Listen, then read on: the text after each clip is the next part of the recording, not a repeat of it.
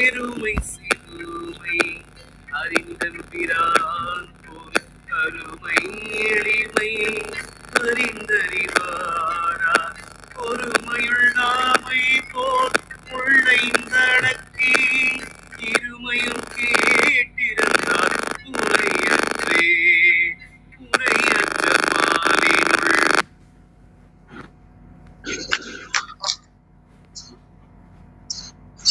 அனைவருக்கும் இனிய காலை வணக்கங்கள். ஓம் திருமூல திருவடிகள் போற்றி போற்றி. திருமந்திரம் 6ஆம் தந்திரம் 14வது அத்தியாயம் பக்குவம் 1699 என்று நாம் சிந்திக்கின்றோம்.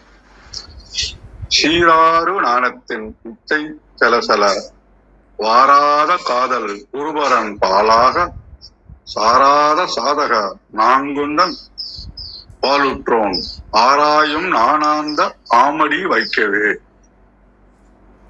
ஒரு பக்குவப்பட்ட சீடனுக்கான இலக்கணத்தை குறிப்பிடுறாருங்க.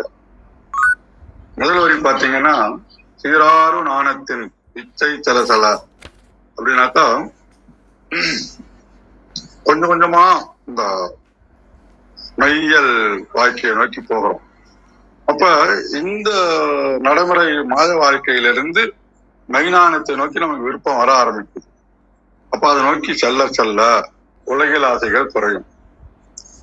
ஒரு ஜக்குல தண்ணி ஊத்துறோம்னு வச்சுங்களா, தண்ணி அதிகமாக அதிகமாக காற்று குறையும். அப்ப நம்ம மனதுல ஏதாவது ஒண்ணுதான் இருக்கலாம். அப்ப உலக ஆசைகள் குறைய குறைய மெய்ஞானம் அதிகமாயிட்டே போகும். வாராத காதல் குருபரன் பாலாக அப்படின்றாரு.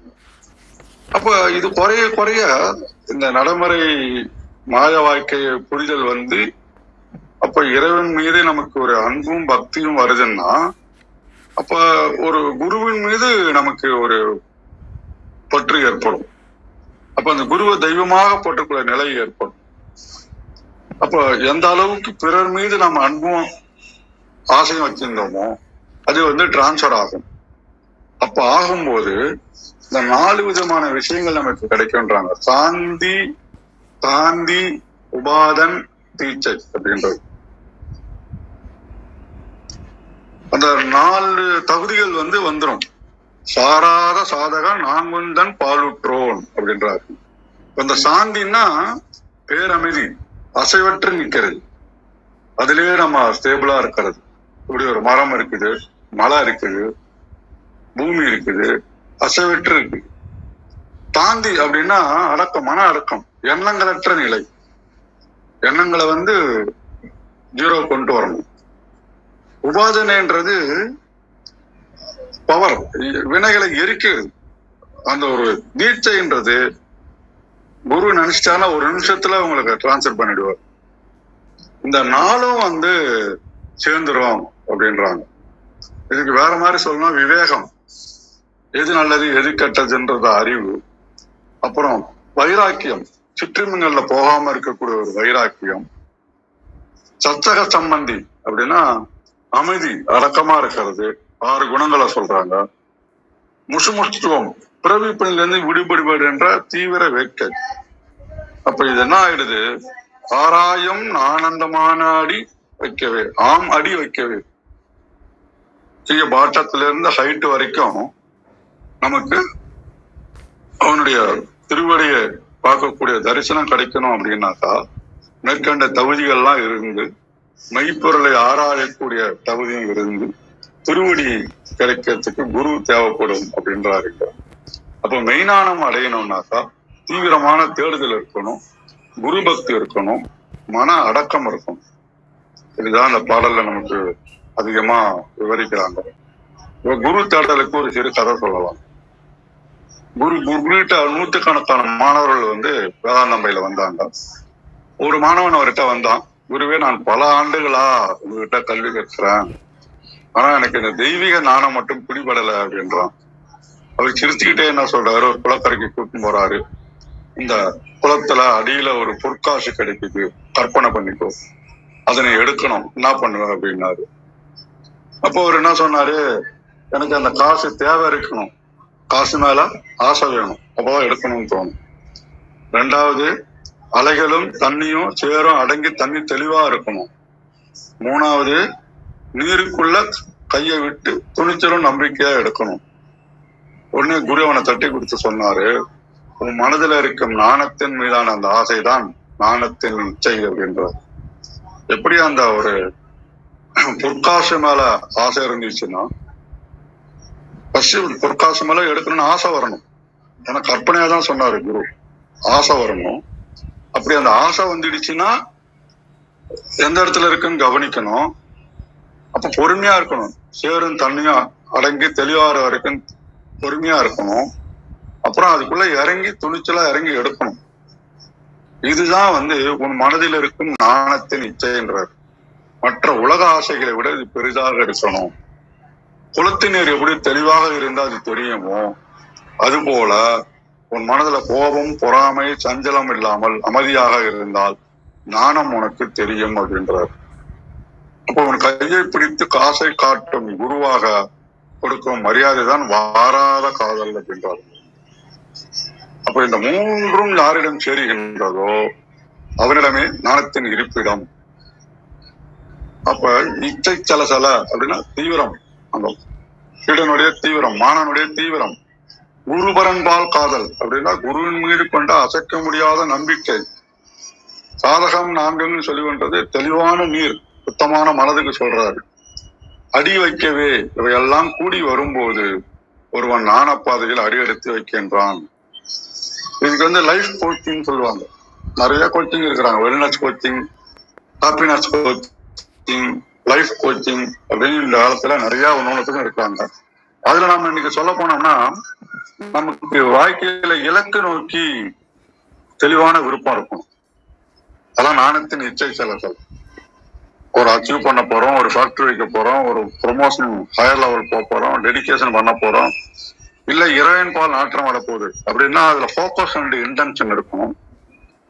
அதுக்கு மென்டார்ஷிப் வேணும். அதுதான் அந்த குரு. நமக்கு திருமூலர் தான் குருவாக இங்க நமக்கு இருக்கின்றார்.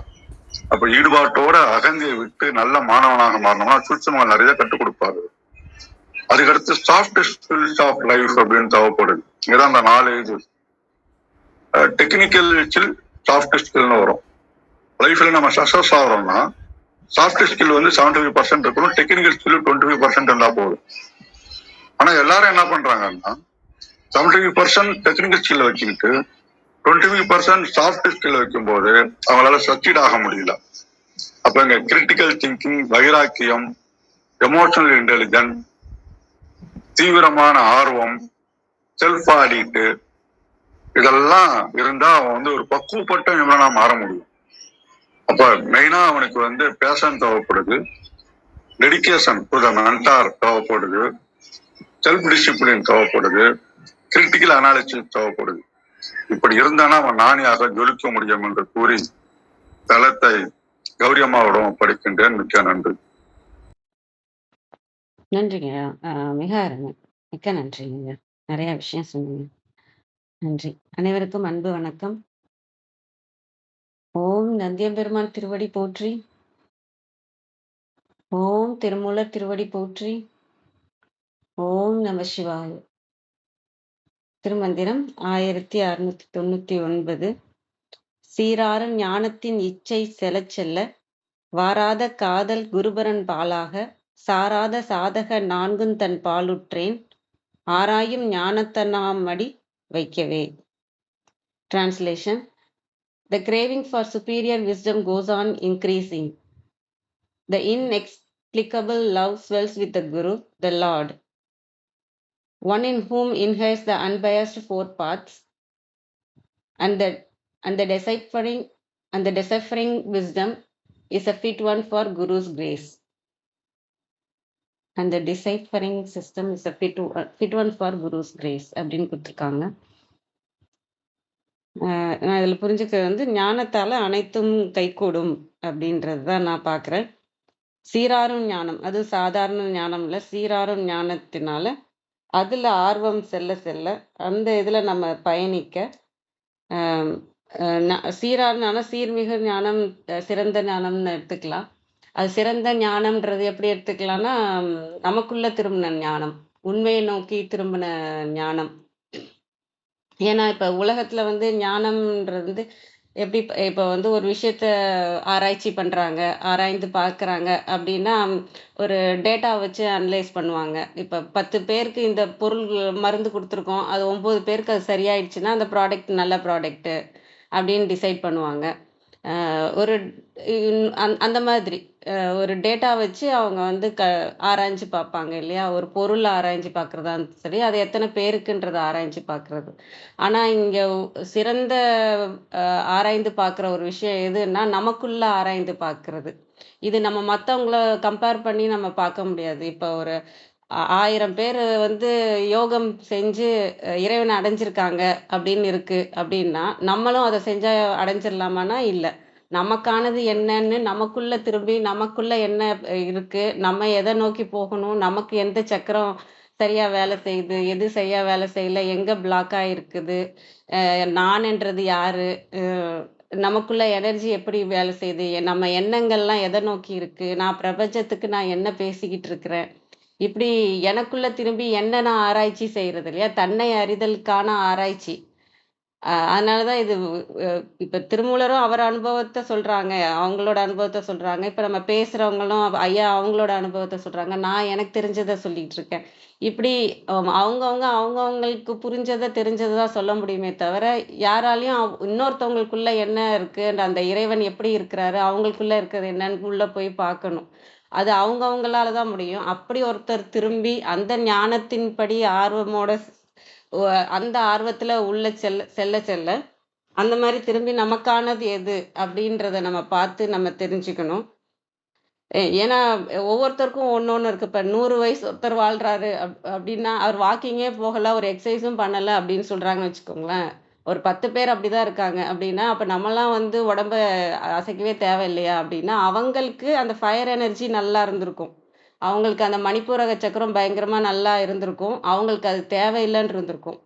அ அவங்க வந்து அந்த அந்த அந்த மாரியான செயல்களோ, அந்த யோகாவோ எதுவுமே அவங்க பண்ண தேவையில்ல. அவங்க ஃபயர் எனர்ஜி நல்லா இருந்திருக்கும். சில பேர் நம்ம எமோஷன்ஸ் இந்த சுவாதிஷ்டான சக்கரம் இருக்கு இல்லையா? அதுலலாம் நம்ம தேக்கி வச்சிருப்போம் நம்மளோட எமோஷன்ஸ் எல்லாம்.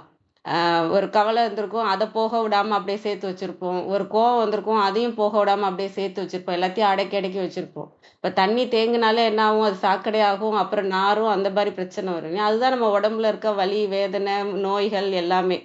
நம்ம தேக்கி வச்சிருக்க கழிவுகள் தான். அத நம்ம வந்து போக விடல. அப்ப நம்ம இன்னொருத்தவங்கள பார்த்து நம்ம எதுவும் எடுத்துக்க முடியாது. ஒருத்தவங்க ஆனந்தமாகவே இருக்கிறாங்க அப்படின்னா, அவங்கள்ட்ட அந்த கழிவுகள்லாம் எதுவும் இல்ல. அவங்க எதையும் ஸ்டோர் பண்ணி வச்சில்ல. அவங்க எத பண்ணாலுமே அவங்க அடுத்தடுத்த நிலைக்கு போய்க்கிட்டே தான் இருப்பாங்க.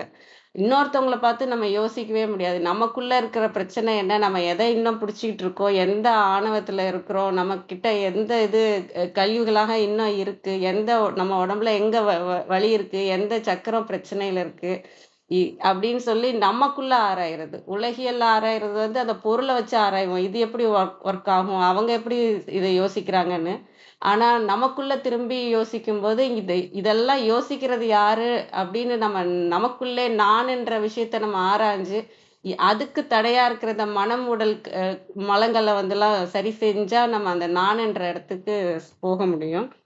அந்த சீரான ஞானத்த சொல்றதா நான் புரிஞ்சுக்கிறேன். தன்னை அறிதலுக்கான ஞானத்த சொல்றதா புரிஞ்சுக்கிறேன். வாராத காதல் குருபரன் பாலாக. அந்த மாதிரி நீங்க பண்ண பண்ண, நமக்குள்ள இருக்கிற ஆன்மா இயங்க ஆரம்பிச்சுரும் இல்லையா?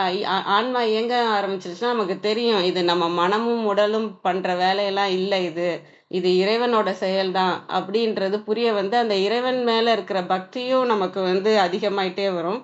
இதுக்கு முன்னாடியும் நம்ம ஞானத்துல பார்த்திருக்கோம். ஞானம் எய்தும் சிவயோகம் பின்பாலின் நேயமும் பெற்றிடும் தானே. ஞானத்துல எப்ப நம்ம போயிட்டு இருக்கோமோ, அப்ப நேயமும் சேர்ந்து கூடவே தான் வரும். அது உலகத்துக்கானதாக இருந்தாலும் சரி, குருவுக்கானதாக இருந்தாலும் சரி, எல்லாருக்குமான அன்பாக இருந்தாலும் சரி. ஏன்னா அது பரந்து விரிந்த ஒண்ணு. ஞானம்ங்கிறது இத ஒரு விஷயத்துல அடக்குறது இல்ல. அதே மாரி அன்பும் ஒரு விஷயத்துல அடக்குறது இல்ல. இப்ப நீங்க நெனைக்கிறதே வந்து எல்லாரும் நல்லா இருக்கும்னு நெனச்சு பாருங்களேன். அப்படியே ஒரு அ ஸ்லோவா நெனச்சு பார்த்தீங்கன்னாலே, உங்க உங்க கண்ணு விரியும். உங்களோட அவேர்னஸ் அப்படியே விரியும். நீங்க நீங்க நல்லா இருக்கணும், நீங்க நல்லா இருக்கணும். உங்க அவேர்னஸ் உங்களுக்குள்ள தான் அந்த விழிப்புணர்வு இருக்கும். கிட்டக்கே, அதாவது அதோட அளவு அளவு வந்து கம்மியா தான் இருக்கும். எல்லாருக்குமானது, எல்லாரும் நல்லா இருக்கணும், எல்லாரும் சந்தோஷம். இப்படி நீங்க எல்லாரும் நீங்க யோசிக்கும்போதே உங்களோட அவேர்னஸ் அப்படியே விரிய விரிய ஆரம்பிக்கும். அந்த மாதிரி தான் இந்த வாராத காதலும் அந்த மாதிரி தான். தனக்குள்ள இதுவரைக்கும் எங்க இருந்தோ நமக்கு கிடைக்காத ஒரு காதல் வந்து அந்த ஞானத்தின் படி நம்ம விரிய விரிய அந்த குருபரனான அந்த ஆன்மாவிற்கான காதலும் நமக்குள்ள வரும். அதுவே இன்னும் பறந்து விரியும்போது இந்த உலகத்துக்கான காதலாக மாறும். சாராத சாதக நான்குந்தன் பாலுற்றேன். இங்க சாராத சாதகம்ன்றது ஐயா நெறைய சொன்னாங்க. அது ரொம்ப பொருத்தமா இருந்தது. ஆனா இது அதேதான் நானும் பார்க்குறேன். ஆனா இது சரியகிரிய யோகம் மூலமா தான் நான் பார்க்குறேன். ஏன்னா இந்த மனம், புத்தி, சித்தம், அகங்காரம் இத சரி பண்ற விஷயங்கள் தான் எல்லாமே நமக்கு குடுக்கப்பட்டிருக்க அனைத்து விஷயங்களுமே, அனைத்து முறைகளுமே இந்த 4யும் சரி செய்யணும் அப்படிங்கிறது தான். அதனால அந்த 4யும் எடுத்துக்கிறேன். சரியகிரியை தான் அந்த 4ம் தன்பாலுற்றேன். ஏன்னா ஞானத்துல இருந்து நீங்க ஆரம்பிச்சாலும் சரி, இந்த 4ம் நமக்கு இயற்கையா புரிய வந்துரும். இங்க முதல்ல இருந்தா நம்ம ஆரம்பிக்கணும், தீட்சையில இருந்தா நம்ம ஆரம்பிக்கணும்னு இல்ல. நேரடியா இது நான் யாருன்னு நீங்க எடுத்து உள்ள போம்போதே உங்களுக்கு புரிஞ்சிரும். நமக்குள்ள என்ன பிரச்சனை, நமக்கு என்ன எங்க இருந்து நம்ம பக்தி எதுக்கு செய்றோம், கிரியை எதுக்கு செய்றோம், நம்ம எதை சரி செய்யறதுக்காக இதெல்லாம் செய்றோம், தியானம் எதுக்கு செய்யணும். தியானம் வந்து இந்த சக்கரத்துக்கு வந்துட்டீங்கனாலே அங்க காற்றை தாண்டி ஆகாயத்துக்கு வந்தாச்சு. ஆகாயத்துக்கானது தியானமும் தவமும் தான். இல்லையா? காற்றுக்கானது அந்த நீங்க இருதயத்துக்கானது அந்த காற்றுன்னு யோசிச்சீங்கன்னா, அநாகத சக்கரம்னு யோசிச்சீங்கன்னா, பிராணாயாமம் பண்றது. ஒவ்வொன்னும் அதோட பஞ்சபூதங்களோட கனெக்ட் ஆகி தான் இருக்கு. அப்போ ஒவ்வொன்னுத்தையும் நம்ம சரி செஞ்சு மேல வர்றப்ப இந்த 4ன்றது இந்த சரியகிரியை பாதையா தான் சரியகிரிய யோகம் ஞானமாகும். அதே மனம், புத்தி, சித்தம், அகங்காரமும் இது அனைத்துமே சரியாகும். இதுவரைக்கும் நமக்கு இதுதான் நமக்குன்றது இல்லாத சாராத சாதகமா இருந்தது. அந்த 4ம் நம்ம வசம் கை வரும். மனமும், புத்தி, சித்தம், அகங்காரம் எல்லாம் நம்ம வசம் வரும். ஆராயும் ஞானத்தனாம் அடி வைக்கவே. அந்த இறைவனோட அடி நமக்குள்ள ஏற ஏற அந்த ஆராயும் ஞானம் நமக்குள்ள பெருகும். அதுக்கு இந்த இந்த மாதிரி பொருளும் பார்க்கலாம். ஆராயும் ஞானத்தை நாம் இருக்கும்போது அந்த இறைவன் அருள் நம்மள்ட்ட சேர்ந்து அந்த இறைவனோட திருவடியின் அருள் நமக்குள்ள பெருகி கொண்டே இருக்கும் அப்படிங்கிற மாதிரி நான் அந்த பாடலை புரிஞ்சுக்கிறேன். அனைவருக்கும் நன்றி. வாங்க தியாகராஜன் ஐயா. வணக்கம் ஐயா. வணக்கம். அவையோர் அனைவருக்கும் அடியனுடைய பணிவன்பான வணக்கங்கள், வாழ்த்துக்கள். ஓம் திருமூலர் திருவடிகள் போற்றி, ஓம் திருமூலர் திருவடிகள் போற்றி, ஓம் திருமூலர் திருவடிகள் போற்றி. 6ஆம் தந்திரத்துல பக்குவன் என்ற அதிகாரத்தின் வழியில இன்றைய தன் மந்திரத்தை சிந்தித்துக் கொண்டிருக்கிறோம். அரிமா அழகேசன் ஐயா அவர்களும் அம்மா கௌரி அவர்களும் அற்புதமாக எவ்வளவு உழைப்பை போட்டிருந்தா இவ்வளவு எளிமையாக கருத்துக்களை எடுத்து வைக்க முடியும். ஒரு மந்திரத்தை எடுத்துக்கொண்டாங்கன்னா அதை பற்றி சிந்தனை, அதை பற்றியே சிந்தனை. ஒவ்வொரு வார்த்தையும் அது என்ன பொருள், அது உண்மை பொருள் என்ன என்ற அளவுல சிந்தித்து தான் விளங்கி கொண்டதை விளக்க முற்படும் போது அது விளங்காத ஒன்று உள்ளுக்குள்ள நிக்குது. அது இன்னும் இதுக்கு விளக்கம் கிடைக்கலையே அப்படின்னு. அதனாலதான் இது சரியா இருக்குமா, அது சரியா இருக்குமான்னு சொல்லிட்டு பல்வேறு அறிஞருடைய கருத்துக்களை பொருத்தி பார்த்து ஆராய்ச்சி என்பது அங்கே வருது. அதுதான் ஆராயும் ஞானத்தனாம் என்று சொல்ற. அப்ப ஆராயும் ஞானத்தனாம் என்று சொல்லும் போது அந்த பக்குவத்துல இருக்கக்கூடிய அம்மா அவர்களுடைய திருவடியையும் அரிமா அழகேசன் ஐயா அவருடைய திருவடியையும் வணங்கி இந்த நல்ல நாள்ல இந்த மந்திரத்தை அடியனுக்குள்ள இருந்து அந்த அடி எது இறைவனுடைய திருவடி குருவடி எனக்குள்ள என்ன உணர்த்துதோ அது உங்களோட பகிர்ந்து கொள்ள கொஞ்சம் முயற்சி செய்கிறேன். ரொம்ப நன்றி. சீராரும் ஞானத்தின் இச்சை செலச்செல, சீராரும் ஞானத்தின் இச்சை செலச்செல, ஆராத காதல் ஆராத காதல் ஆராத காதல் குருபரன் பாலாக, ஆராத காதல் குருபரன் பாலாக,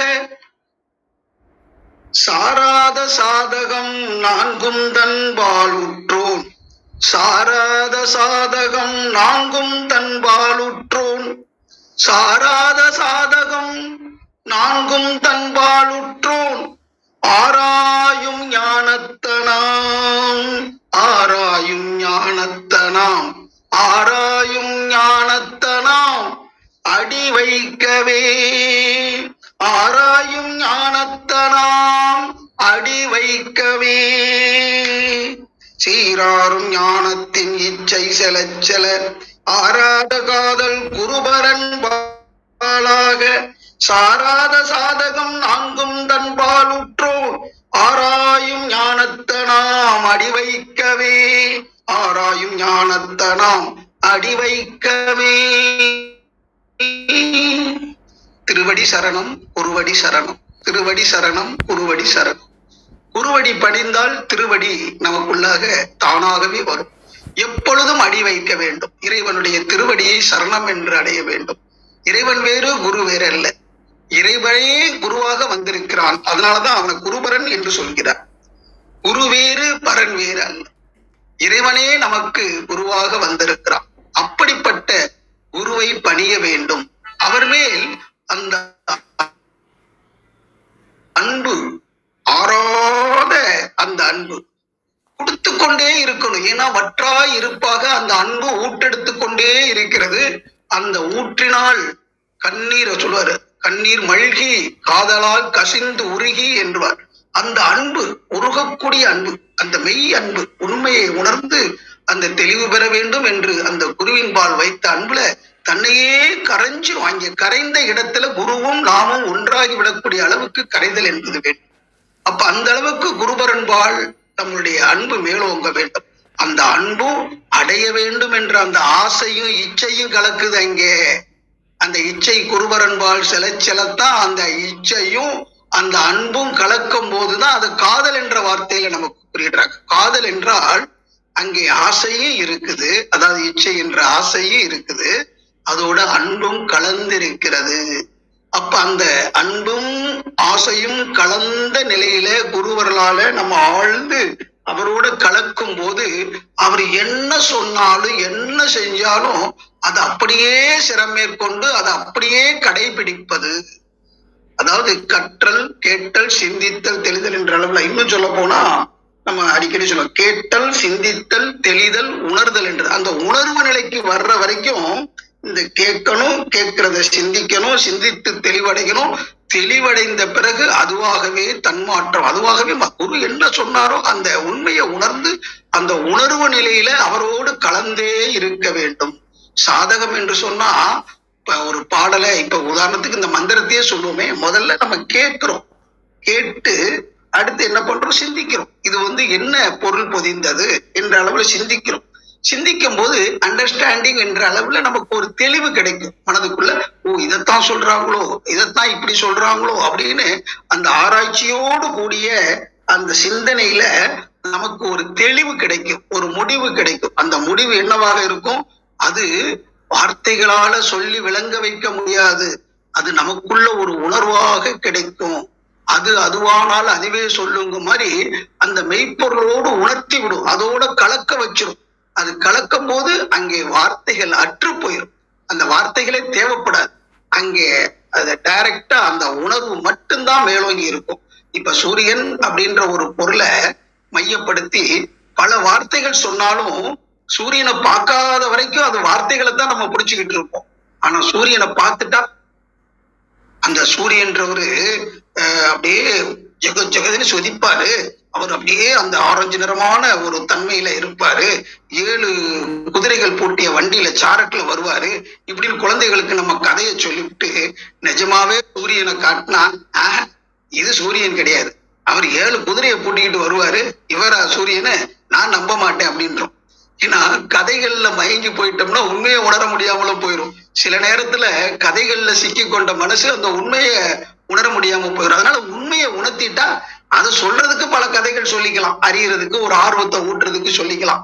10 பேர் ஒரு 10 கதை சொல்லியிருந்தாலும் நம்மளும் 11ஆவதா ஒரு கதையை கூட விடலாம். ஆனா மெய்ப்பொருளை உணராம நம்ம அந்த விலைக்கு சொல்ல முடியாது. அதனால சூரியன்னா சூரியன், அவ்வளவுதான். அதே மாதிரி அறிவுனா அறிவு, அன்புனா அன்பு. அந்த நிலையில நம்முடைய மனம் அங்கே ஈடுபட வேண்டும். அதற்கு ஆறாத காதல் என்று சொன்னா இது அந்த மெய்ப்பொருளை உணர்ற வரைக்கும் அந்த அன்பு நீடிச்சுக்கிட்டே இருக்கும். கடைசியில அந்த அன்பு என்ன ஆகும், சிவமாகிவிடும். அந்த அன்பு சிவமாகும் போது சிவம் அன்பும் சிவமும் இரண்டு என்பர் அறிவில். அந்த அறிவை அறியாதவங்க தான் ரெண்டுன்னு சொல்லுவாங்க. அப்ப கலந்த பிறகு அந்த உயிர் கலப்பு என்ற அளவுல ஒருவர்களோடு நம்மளுடைய ஆற்றல் கலப்புறும் போது குரு வேறல்ல நாம் வேறல்ல, இறைவன் வேறல்ல நாம் வேறல்ல என்ற அளவுல அந்த அத்துவிதம் என்று சொல்லக்கூடிய அந்த அத்வைத நிலை நமக்குள்ள உணர்வாகும். எல்லாம் ஒன்றுதான், அந்த ஒன்றுதான் அனைத்துமாகி வந்திருக்கிறது என்ற தன்மையில நாம உணரும் போது அதுதான் என்ன ஞானம்? திருவடி ஞானம். அந்த இறைவனை, அந்த பரத்தை உணர்ந்த ஞானம். அந்த ஞானம் வரணும். அது என்ன ஆகுது? இன்னைக்கு உலகத்துல இயங்கிக் கொண்டிருக்கிற இந்த பிரபஞ்ச இயக்கத்தை பாருங்க. முதல்ல இந்த பூமியோட இயக்கத்தை பார்க்கலாம். பூமியோட இயக்கத்தை பார்க்க கூட வேண்டாம், நம்மளுடைய உடம்ப பார்ப்போம். இந்த உச்சியில இருந்து பாதை வரைக்கும் உடலோட இயக்கத்தை பார்ப்போம். அப்போ உடலோட இயக்கத்தோட தொடர்பு கொண்டிருப்ப இந்த பிரபஞ்சமே இயங்கினாத்தான் இந்த உடல் இயங்கும். இந்த பிரபஞ்ச இயக்கம் அத்தனையும் இந்த உடலுக்கு உதவி கொண்டிருக்கிறது. அப்ப தன்னை அறியும் போது இந்த பிரபஞ்சத்தினுடைய இயக்கத்தையே அறியலாம். ஒரு மகரிஷியோட பாடல், மனித உடல் அமைப்புதனை ஊன்றி பார்த்தேன், மாபெரிய பேரண்ட வெளியில் சுற்றி. மனித உடல் அமைப்புதனை ஊன்றி பார்த்தேன், மாபெரிய பேரண்ட வெளியில் சுற்றி. தனித்தியங்கும் பல அண்டம் அடைமாற்றத்தின் சக்தி எல்லாம் மனித உடலில் ஊடுருவக் கண்டேன், உடலில் ஊடுருவக் கண்டேன். இந்த உடல் எப்படி வந்துச்சு? பனித்துளி போல் அளவான நாதவிந்தின் சேர்க்கை. அது எப்படி? பனித்துளி, அந்த இலையில நுனியில இருக்கக்கூடிய பனித்துளி. பனித்துளி போல் அளவான நாதவிந்தின் சேர்க்கை. அந்த துளி அளவுல இருந்த அந்த பனித்துளி தான் பல அவயவங்களாகி, இந்த உடல்ல எத்தனை அங்கங்கள் இருக்கு யோசிச்சு பாருங்க. பனித்துளி போல் அளவான நாதவிந்தின் சேர்க்கை பல அவயவங்களாகி. அது மட்டும் இல்ல, நினைத்தவுடன் நமக்கு மனம் அந்த நினைக்க வைக்குது இல்லையா? நினைத்தவுடன் அங்கும் இங்கும், இந்த பிரபஞ்ச காட்சியா இருக்கட்டும், இந்த உடலுடைய தத்துவமா இருக்கட்டும், அந்த பிரபஞ்ச தத்துவம் உடல் தத்துவம், அங்கும் இங்கும் எங்கும் நிறைந்து விடும் எண்ணத்தின் இயல்பும் கண்டேன். அங்கும் இங்கும் எங்கும் சொல்லும் போது பிரபஞ்சத்தையும் கடந்து இருக்கக்கூடிய அந்த இறைவனுடைய திருவடி, தூய வெளி, அந்த உண்மைத்தன்மை அளவுக்கு நம்முடைய மனசு அந்த மெய்ப்பொருளை உணர்ந்து அந்த நிலை பெற்று இருக்கக்கூடிய தன்மை. எங்கும் நிறைந்து விடும் எண்ணத்தின் இயல்பு. அப்ப எண்ணம் இல்லாம எதுவுமே இல்லை. அப்ப நமக்குள்ள இருக்கக்கூடிய அந்த எண்ணத்தின் சிறப்பை உணர்ந்து கொண்டால் தன்னையும் அறியலாம், தலைவனையும் அறியலாம். தன்னை அறிந்தவர் தலைவனையும் அறிய முடியும். தன்னை அறிந்த தத்துவ ஞானிகள் முன்னை வினையின் முடிச்சை அவிழ்ப்பர் என்று சொல்வார். பின்னை வினையை பிடித்து பிசைவர் சென்னியில் வைத்த சிவனருளாலே என்பார். அப்ப உச்சியில ஞாபகத்தை வைத்து தவம் செய்ய செய்ய அந்த மெய்ப்பொருள் உணர்வை பெற முடியும் என்று சொல்கிறார். அந்த உணர்வை கொடுப்பவர் யாருன்னா குருபரனாக இருக்கக்கூடிய அந்த இறைவன் தான். இறைவன் தான் நமக்கு குருவாக வந்திருக்கிறான் என்று புரிந்து கொண்டு அந்த காதல் தெய்வீக காதலாக மலர்ச்சி அடைந்து அவர்பால் கலந்து விடுவது, அந்த உயிர் கலப்பு என்று சொல்லக்கூடிய அளவுல அவர் வேறு நான் வேறு இல்லை, அவர் சிந்திக்கிறது என்னவோ அதைத்தான் நான் செயல்படுத்துவேன் என்ற அளவுல குருவுடைய அருளை பூர்ணமாக பெற்றவர்களே அந்த திருவடியை நாம் அடைய முடியும், அந்த பதத்தை அடைய முடியும். இப்ப சீராரும் ஞானத்தின் என்று சொல்லும் போது இந்த உலகமே பிரபஞ்சமே இந்த உடல் எல்லாமே ஒரு சீரோட இயங்கிக் கொண்டிருக்கிறது. சீர் என்றால் செல்வம். இப்ப நமக்கு பெண்களை புது புது வீட்டுக்கு அனுப்பும் போது சீர் கொடுத்து அனுப்புறோம் இல்லையா, செல்வம். அப்ப சீர், அப்ப இயற்கையினுடைய வளங்கள் அத்தனையும் ஒருங்கே அமைய பெற்றவன் நாம். இப்ப இயற்கையினுடைய வளங்கள் அத்தனையும் இந்த நமக்கு இருக்குது. நம்ம கோடீஸ்வரன் தான், பிறப்பால நம்ம கோடீஸ்வரன் தான். கோடியில இருக்கிற ஈஸ்வரன் தான் நானாக இருக்கிறேன். அந்த கோடினா எங்கேயோ அங்கோடி இங்கோடி இல்லை, எங்கும் நிறைஞ்சிருக்கிறவன் தாங்க. ஆனா நம்ம அங்கிட்டு இருக்கிறா இங்கிட்டு இருக்கோன்னு சொல்றோம். எல்லா இடத்துலையும் நிறைந்திருக்கக்கூடிய அந்த மெய்ப்பொருள் நமக்குள்ளேயே இருக்குது. அதை உணர்ந்த போது அந்த சீராரும் அப்ப சீராக இயக்க சீர்மையாக ஒரு ஒழுங்கமைப்பாக ஒரு ஒழுங்கோடு இயங்கிக் கொண்டிருக்கின்ற அந்த உண்மையை உணர்ந்த ஞானம், அந்த ஒழுங்கோட இயங்கிக் கொண்டிருப்பது நமக்குள்ள இருக்கக்கூடிய அறிவு தான். அந்த கான்சியஸ்னஸ் என்று சொல்லக்கூடிய அறிவு தான் அந்த ஞானமாக இருக்கிறது. Order of function in everything and everywhere is the consciousness என்ற அந்த ஃபார்முலாவை மனசுல வச்சுக்க. Order of function in everything and everywhere is the consciousness. அப்ப அறிவு என்பது எல்லாவற்றையும் அறியக்கூடிய தன்மையில இருப்பதனால அதுதான் தெய்வமாகவும் இருக்கிறது. அறிவு என்பதும் அரூபம். அறிவு உனக்கு இருக்கான்னு கேட்கிறோம், ஆனா அந்த அறிவு இருக்கு எல்லாருக்குள்ளேயும். ஆனா அது எப்படி இருக்கிறது? அரூபமாக இருக்கிறது. சிவம் என்பது எப்படி இருக்கிறது? அதுவும் அரூபமாக இருக்கிறது. அப்போ அரூபம் என்பது ஒன்றுதான், அது உருவம் இல்லாது என்று சொல்லும் போது அறிவு வேற சிவம் வேறையா, இறைவன் வேற அறிவு வேறையா என்று சிந்தித்து பார்ப்போருக்கு அன்பும் சிவமும் ஒன்றாகத்தான் தெரியும், அந்த அறிவும் சிவமும் ஒன்றாகத்தான் தெரியும். அந்த அளவுல நம்முடைய மனித மனத்தை உயர்த்த வேண்டும். அப்ப சீராரும் ஞானத்தின் இச்சை செல அந்த ஆசை, இந்த உலக பற்றுகள்ல இயங்கி கொண்டு எல்லாவற்றையும் நம்ம அனுபவிக்கிறோம். இன்னும் வேணும் இன்னும் வேணும் இன்னும் வேணும்னு அனுபவிச்சாலும் அதுல தீர மாட்டுது. ஆனா அப்ப தீராம இருக்கிறதுக்கு காரணம் என்னன்னு ஆராய்ச்சி செய்யும் போது அந்த ஆறாத காதல் பெருகுது. இதையெல்லாம் கொடுத்து கொண்டிருக்கிற ஒரு பரம்பொருள் இருக்குதே அப்படின்னு அவன்பால் தன்னுடைய எண்ணம் போக போக அந்த ஆறாத காதல் போகுது. அது என்ன ஆகுது? அந்த பரம்பொருளை பற்றி எடுத்து நமக்கு உணர்த்தி கொண்டிருக்கிற குருபரன்பால் ஆகுது, அவனோடு கலந்து விடுது. அப்புறம் அவன் என்ன சொல்றானோ என்ன செய்ய சொல்றானோ அப்படியே விசுவாசத்தோட கடைபிடிக்கக்கூடியது. அததான் பக்தி என்பது. நம்பிக்கை வழியில அவர் என்ன சொன்னாலும் அது அப்படியே, நம்பிக்கைன்னு சொன்னா கூட அது வார்த்தைகள்ல கிடக்கணும், அதை விட மேலானது அந்த அந்த பக்தின்ற வார்த்தை. இந்த புலன்கள் அத்தனையும் அவன்பால விட்டு அவன் என்ன சொல்றானோ அதன்படி இந்த புலனியக்கு அத்தனையும் அமையக்கூடிய தன்மையில வந்தது. அந்த அளவுக்கு ஒரு ஈடுபாட்டோடு செய்யும் போது சாராத சாதகம், எதுலையுமே சாராதது. இது நம்ம உலகத்துல எந்த இதோடுமே நம்ம ஒத்து பார்க்க முடியாது. அத்தகைய அந்த அன்பு நிலையில குருவுக்கு நமக்கும் அந்த தொடர்பு இருக்கும் போது, இப்ப நான் நினைக்கிறத நான் செய்யறது மாதிரி குரு என்ன நினைக்கிறாரோ அதை நான் செய்வேன் அப்படிங்கிற அளவுல, அவர் வேற இல்லை நான் வேற இல்லை என்ற அளவுல அவர் செய்யக்கூடிய சாதகத்தை நான் செய்யற மாதிரி, நான் செய்யற சாதகம் எல்லாம் குருவே செய்யறது மாதிரி, அந்த மாதிரி ரெண்டும் அந்த கலப்புற்ற நிலையில இருக்கும்போது நமக்கு இது எப்படி வந்துச்சு நமக்கு அப்படின்னு பார்க்கும்போது, அந்த ஞானத்தை அடக்கமாக பெற்ற அந்த குருவர்களாலதான் நமக்கு இந்த ஞானம் கிடைத்து கொண்டிருக்கிறது என்ற அந்த உண்மையை உணர்ந்து அவனாகவே அவனோட ஐக்கியமாகிறது, குருவோடையே கலந்து விடுவது. அத்தகைய ஆராயும் ஞானத்தனாம். அந்த ஆராய்ச்சிக்கு அடித்தளமாக இருக்கிறது அந்த அறிவுதான். அந்த அறிவுதான் எண்ணமாக வருது. அந்த எண்ணங்களுடைய தொகுப்பு தான் இது சரியா தவறான முற்கால அனுபவம், தற்கால சூழ்நிலைக்கு ஏற்ப எதிர்காலத்துல என்ன விளைவு வரும் என்று சொல்லக்கூடிய அந்த திரிகால ஞானம். அதனாலதான் அந்த ஆராய்ச்சி என்பதே வருது. இதை செய்தால் என்ன விளையும், காரணம் இல்லாமல் காரியம் இல்லை. அதாவது காரணம்தான் காரியமாக மாறுது, வினைதான் விளைவாக மாறுது, செயல் விளைவு என்று சொல்வார். அந்த தன்மையை உணர்ந்து ஆராய்ச்சியோடு இருக்கக்கூடிய அந்த ஞானம் ஆராயும் ஞானத்தனம்.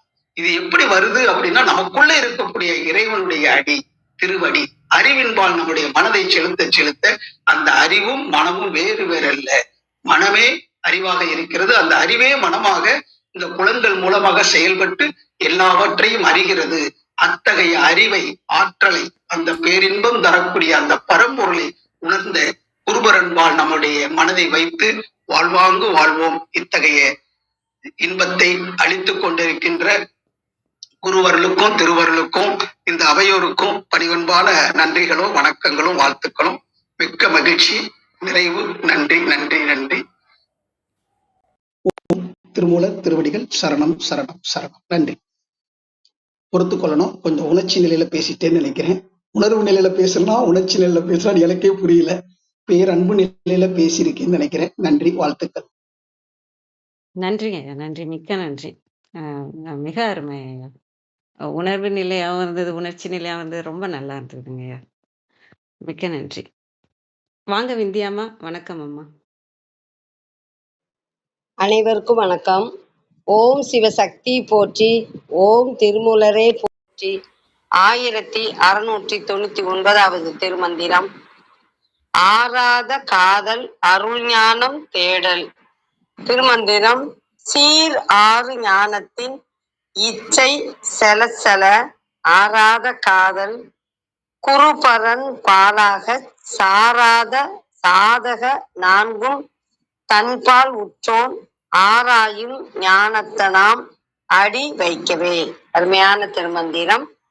சீர் ஆறு ஞானத்தின் இச்சை செல சிறப்பு பொருந்திய மேலான ஞானத்தை அடைவதில் ஆர்வம் பெருக பெருக ஆறாத காதல் குருபரன் பாலாக தீராத பற்று பக்தி தன் குருநாதன் மீது உண்டாக உலகியலுடன் சேராத சரியை கிரியை யோகம் என மூன்றையும் தன் வசமாக பெற்றவன் எதையும் ஆராய்ந்து உய்த்து உணரும் ஞானம் பெற்றவன் ஆவான். குருவின் திருவடி தன் தலை சூட தகும் சீடன் இவனே. சீர் ஆறும் சிறப்பு பொருந்திய இச்சை ஆர்வம் ஆறாத அடங்காத தீராத உற்றோன் உடையவன் அடி திருவடி. கழக வெளியீட்டில் திருவடி பேச்சிற்கு உரித்தாய சிவஞானத்தில் ஆறா காதல் மீதூர மீதூர குருபரன் திருவடியில் எனையார்க்கு வாராத பெருங்காதல் உண்டாகும். குருபருளான் அன்றி எய்த பெறாத திருவடி பேச்சிற்கு துணையாகிய சீலம் நோன்பு செறிவு அறிவு என்னும் நன்னெறி நான்மையும் கைகூட பெற்றோன் ஆவன். சிவகுருவின் திருவடி முடிசேர சிவஞான செல்வம் சேர்ந்த சீரியோன் ஆவன். ஏனையார் அபக்குவர் சாதகம் துணை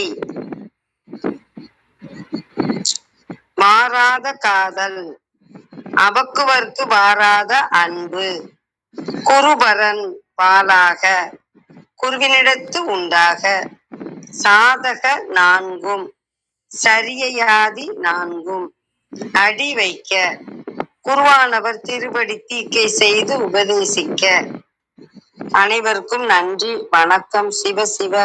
திருச்சிற்றம்பலம். நன்றி, மிக்க நன்றி. வேற யாரும் உங்களோட கருத்து கேள்வி ஏதாவது இருக்குங்களா? சொல்லலாம்.